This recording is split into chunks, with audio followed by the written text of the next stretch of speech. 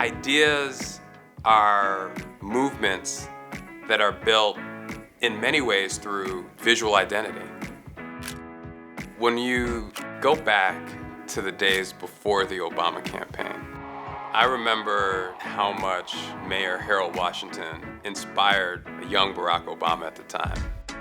As the first black mayor in Chicago, that was a very significant moment. So David Axelrod was thinking about what the brand and logo should be, and one of the things he asked the team to look at was that iconic Harold Washington button that had the rays of the sun extending through it. Coming on the heels of Senator Obama at the time's keynote speech at the Democratic Convention, a lot of his themes were around unity and building bridges across divides. I think the story that we wanted to evoke with the brand was that this campaign was about a new day in America. Zeroing in on the O as a sun, it's rising on the horizon, it stands for hope. It doesn't get much simpler than that, and I think that's why it worked. That rising sun, it became a way for people to say, this is who we are. This is who I am. This is what I believe in. This is my connection to other people. Very early on in the campaign, Shepard Fairey's Hope poster was out on the streets.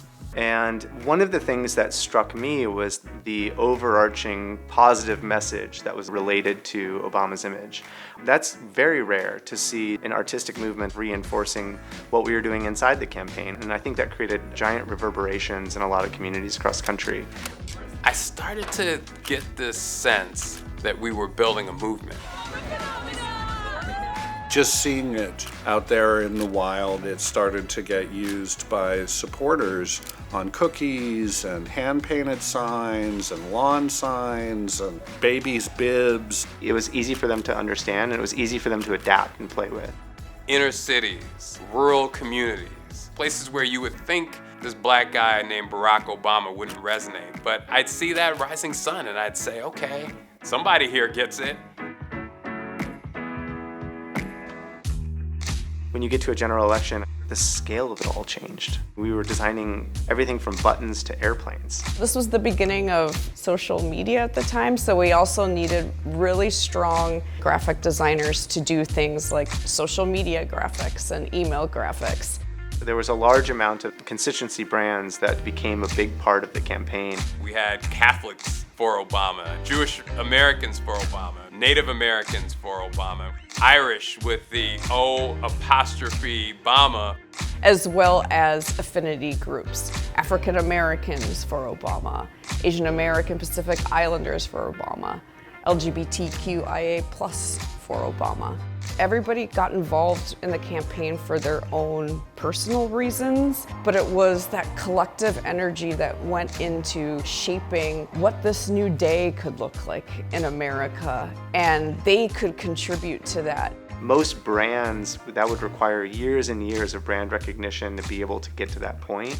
And we got there very, very quickly. As it evolved into the White House, the time of gradients and heavy design was past its time, and things were becoming more open, a lot more white space. But that was also, I think, a signal of having an open, transparent government. And I think the foundation, of course, carries on those same themes today. So when we open the Presidential Center in 2026, we're gonna tell the story of how that rising sun logo took us from where we were to where we are today. We're going to use this brand to inspire people and give them the opportunity to tell us how they're going to create the world that they want to see. That's really what the Obama Presidential Center is about, and that's why I'm really excited about the next phase of this brand.